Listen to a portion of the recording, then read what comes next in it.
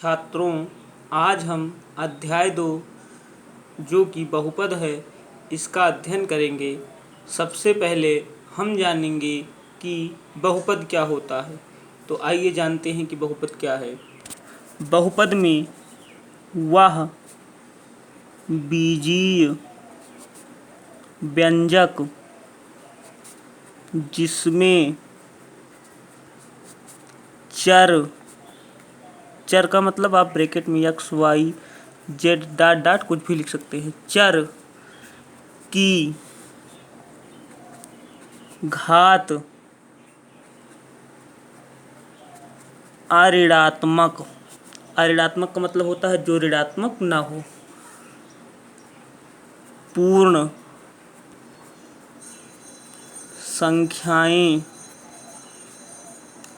होती हैं उसे बहुपद कहते हैं। ठीक है ना। अर्थात वह बीजीय व्यंजक जिसमें चर की घात अऋणात्मक पूर्ण संख्याएं होती हैं उसे बहुपद कहते हैं। जैसे दो एक बहुपद है लेकिन अचर बहुपद है। ध्यान दीजिएगा, क्योंकि यहाँ पे चर नहीं है तुम इसको लिख सकते हैं 2x की घात 0। ठीक है ना। x की घात 0 का मतलब 1 अर्थात 2 ही। तो ये अचर बहुपद के अंतर्गत आता है लेकिन एक बहुपद है। ठीक है ना। 2x यहाँ 0 थी घात, यहाँ x हो गई। 3x², ठीक है ना। 4x² + 2, ये सारे बहुपद हैं। ठीक है ना। जैसे ये एक पदी बहुपद है, यहाँ प्लस लग गया है 2 आ गया तो द्विपदी बहुपद है। आगे प्लस माइनस लग के और आ जाएंगे तो त्रिपदी बहुपद हो जाएगा। ठीक है ना। इसी प्रकार से बढ़ते जाते हैं। यहाँ पे आप देख रहे हैं घात क्या है, ऋणात्मक नहीं है, ऋणात्मक घात नहीं होनी चाहिए। ठीक है ना। और पूर्ण संख्याएं होनी चाहिए। अब चलते हैं आगे। अब हम एक्सरसाइज 2.1 की शुरुआत करेंगे। हमारा पहला प्रश्न है, निम्न व्यंजकों में से कौन कौन एक चर में बहुपद हैं और कौन कौन नहीं हैं, कारण के साथ अपने उत्तर दीजिए। देखिए, एक चर में, एक चर का मतलब जहाँ पे एक चर हो, खाली x है तो x ही रहे, y है तो y रहे, z है तो z रहे। दो नहीं होना चाहिए, ऐसा नहीं होना चाहिए कि x भी है और y भी है। जैसे देखते हैं यहाँ पे पहला है 4x² - 3x + 7। इसको देखते हैं।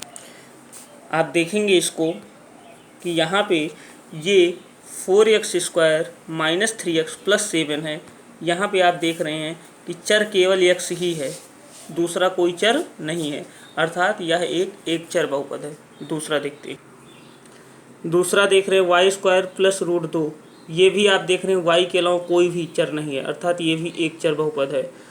ये आप देख रहे हैं 3√t + t√2, तो ये बहुपद नहीं है, ये बहुपद नहीं है। चलिए इसको हम देखते हैं।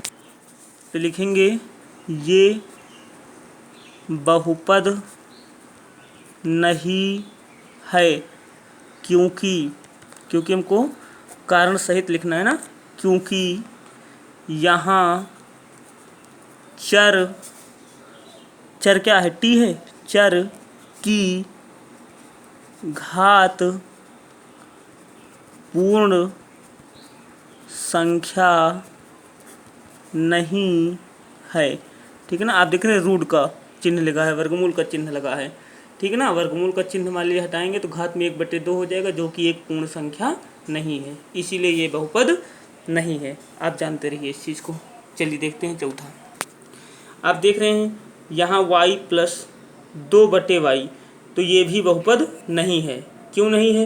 क्योंकि ये आप क्या लिख सकते हैं, देखेंगे आप यहाँ पे देख रहे हैं, इसको हम लिख सकते हैं y + 2y, अगर ऊपर जाएगा तो घात -1 हो जाएगी, तो घात -1 हो जा रही है, इसलिए ये बहुपद नहीं है। ये बहुपद क्या है, नहीं है। ठीक है ना। क्योंकि लिख देंगे जैसे यहाँ लिखा है, क्योंकि यहाँ चर की घात ऋणात्मक है। क्या लिख देंगे, चर की घात क्या है, ऋणात्मक है। हमने परिभाषा में क्या लिखाया है, अऋणात्मक होना चाहिए। ठीक है ना। चलिए अगला प्रश्न देखते हैं। 5वां हम देखते हैं क्या है। यक्स की घात 10 प्लस वाई की घात 3 प्लस टी की घात 50। तो आप यहाँ पे देख रहे हैं यक्स वाई टी कितने चर हैं, 3 चर हैं, तो ये 3 चर का बहुपद है, ठीक है ना, बस ये लिख देना है 3 चर का बहुपद है। चलिए दूसरा प्रश्न देखते हैं। देखिए निम्न में से प्रत्येक में यक्स स्क्वायर का गुणांक लिखना है, 2 plus x square plus x. तो यहाँ पे देख रहे हैं यक्स स्क्वायर का गुणांक लिखना है, आप देख रहे हैं कुछ नहीं है तो 1 माना जाएगा, तो यक्स स्क्वायर का गुणांक बराबर 1, ठीक है ना। चलिए अगला देखते हैं। यहाँ पे एक्स स्क्वायर का गुणांक कुछ नहीं है तो 1 माना जाएगा, लेकिन यहाँ ऋण चिन्ह लगा इसलिए ऋण 1। यहाँ पे एक्स स्क्वायर का गुणांक π/2, यहाँ पे एक्स स्क्वायर है ही नहीं तो गुणांक 0, ठीक है ना। चलिए 35 घात के द्विपद का और 100 घात के एक पदी का एक एक उदाहरण दीजिए, इसको देखते हैं। देखिए आप कोई भी चर ले लीजिएगा, कोई जो आपकी इच्छा कहेगी। हम यहाँ पे यक्स ले रहे हैं तो हम लिख देते हैं 2 यक्स की घात 35 घात लेना है ना, और द्विपदी तो +2 हम लिख दे रहे हैं, ठीक है ना। आप कोई भी ले सकते हैं, घात 35 होनी चाहिए, बाकी यहाँ संख्याएं कुछ भी हो सकती हैं। और 100 घात का एक पदी, तो यहाँ पे यक्स लिया था, हम वाई ले लेते हैं, तो वाई 100 का हो गया, एक पदी लिखना है, हो गया, ठीक है ना। यही इसी प्रकार से लिखा जाना है। 100 घात का एक पदी बहुपद है, क्योंकि यहाँ ना प्लस लगा है ना माइनस लगाया गया, तो एक पदी ही कहा जाएगा। चलिए अगला देखते हैं। अगला है निम्न बहुपदों में से प्रत्येक बहुपद की घात लिखिए। देखो 5x की power 3 plus 4x square plus 7x, यहाँ पे हाईएस्ट घात कितनी दिखाई दे रही है, 3, इसलिए 3 उत्तर है।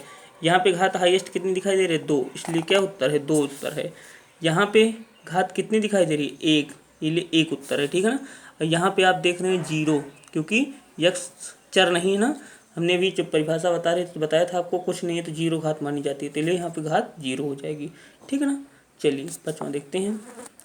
बताइए कि निम्न बहुपदों में कौन कौन बहुपद रैखिक हैं, कौन कौन द्विघाती हैं और कौन कौन त्रिघाती हैं। घात अर्थात जिसकी घात 2 होगी वो द्विघाती है, जिसकी घात 3 होगी वो त्रिघाती है, जिसकी घात 1 होगी वह एक घाती या रैखिक है, ठीक है। तो यहाँ पे देखते हैं इसकी घात कितनी है, 2, तो द्विघाती। इसकी घात कितनी है, 3, तो त्रिघाती। इसकी घात कितनी है, 2, तो द्विघाती। इसकी घात कितनी है, 1, यहाँ पे घात 1 है ना, यहाँ पे x की, तो एक घाती या रैखिक बहुपद कहा जाएगा। रैखिक ही पूछा है तो रैखिक बहुपद। इसमें घात कितनी है, 1 है, तो ये रैखिक बहुपद है। इसमें घात 2 है तो द्विघाती। इसमें घात 3 है, त्रिघाती। और इसी के साथ ये एक्सरसाइज आपकी समाप्त होती है। और अगर अभी तक आपने चैनल को सब्सक्राइब नहीं किया है तो सब्सक्राइब कर लें, जो लाल रंग की बटन आपको दिखाई दे रही है उसको दबा दें और चैनल को सब्सक्राइब कर लें।